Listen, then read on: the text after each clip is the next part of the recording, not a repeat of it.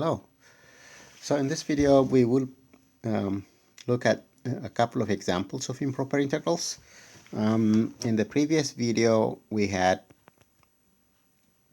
looked at the improper integral of a function that kind of looks like this. So we have infinity on one end, and in this case what we did was the integral from a to infinity of f of x dx is the limit as b approaches to infinity of the integral from a to b of f of x dx. In other words, we first compute the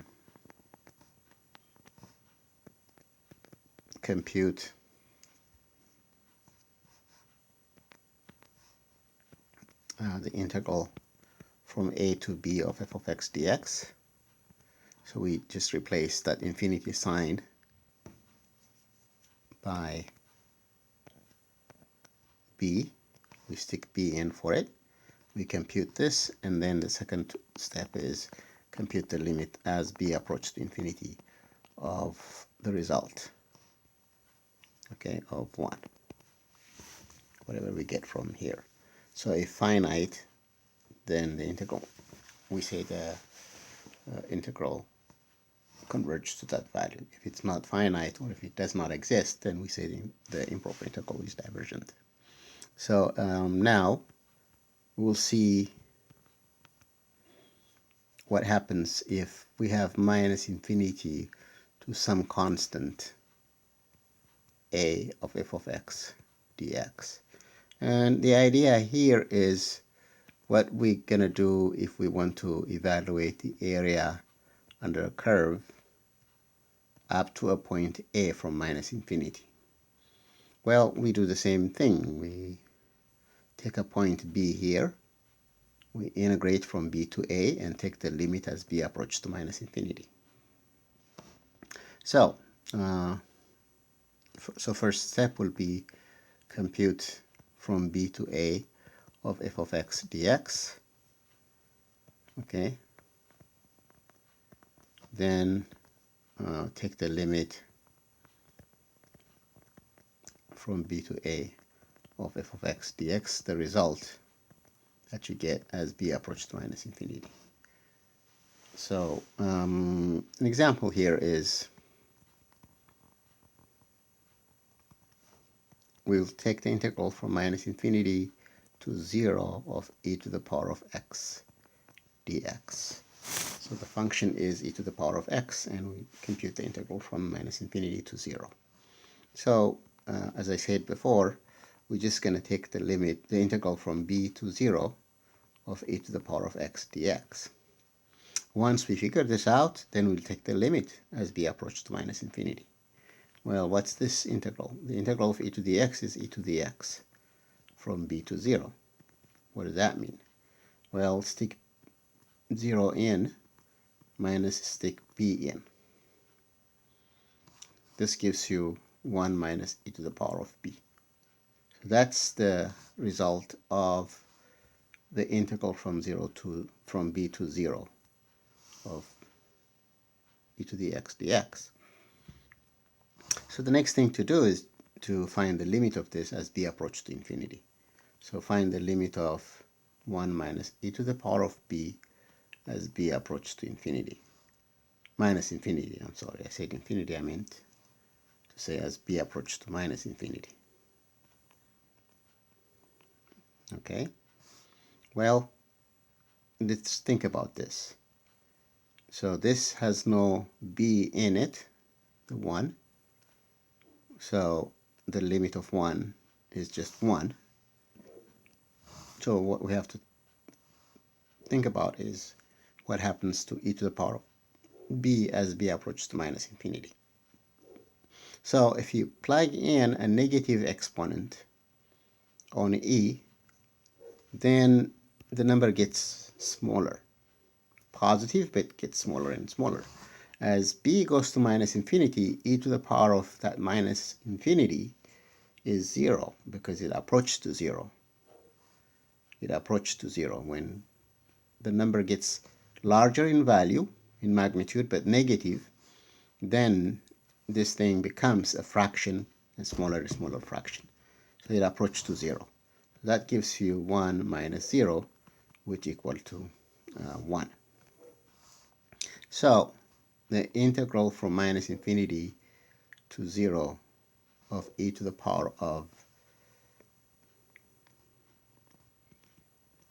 0 of e to the power of x dx converge to 1.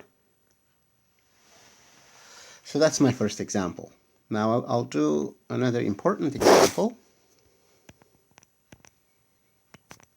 from minus infinity to infinity of 1 over x squared plus 1 dx.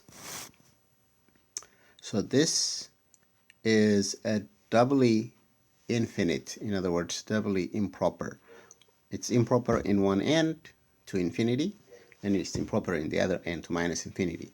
And when this happens, what we usually do is we break it into two integrals, two improper integrals. In this case, because 0 is in between, 0 happens to be a convenient place to break. We can break it anywhere we want. 0 happens to be a convenient place to break. So what we're going to do is evaluate from minus infinity to 0 of 1 over x squared plus 1 dx, and evaluate from 0 to infinity of 1 over x squared plus 1 dx. If any one of these is divergent, the integral is divergent. If both converge, then we add, and then we say that the integral converges to that sum. Okay, so this is two improper integrals that we'll be doing. All right, so I will do this one first because it seems easier. Okay, I can explain that easier. I'll do this one first, and then I'll do the next one, okay? So first, the integral from 0 to infinity of 1 over x squared plus 1 dx. Well, to do this, this is just a limit as b approaches to infinity of the integral from 0 to b of 1 over x squared plus 1 dx. Okay, so let's calculate from 0 to b of 1 over x squared plus 1 dx, okay? Well, what's the antiderivative of 1 over x squared plus 1?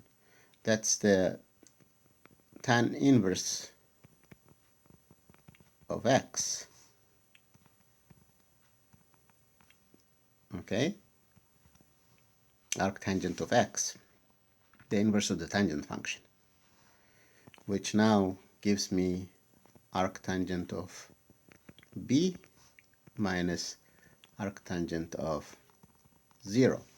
Well, arctangent of 0, it's easy to see that that is 0. This value is 0 because the tangent value at 0 is 0, so arctangent of 0 is also 0. Arctangent is the reverse work of the tangent function. Okay, so this comes out to be arctangent of b. So the first integral comes out to be arctangent of b. So the second step is to compute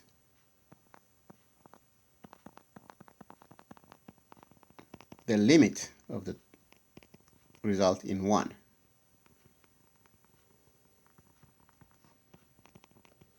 As b approaches to infinity. So the limit of this value. Well, where does arctangent of b approach to when b approaches to infinity? What's the limit? So to see that, to think about this, let me see if I can remind you the graph of the arctangent function. We have an asymptote at minus pi over 2, another vertical asymptote at pi over 2. The tangent function graph has asymptotes minus pi over 2 and pi over 2. At pi over 4, the tangent value is 1. At minus pi over 4, it is minus 1. We have a vertical asymptote here, another vertical asymptote here, and the graph looks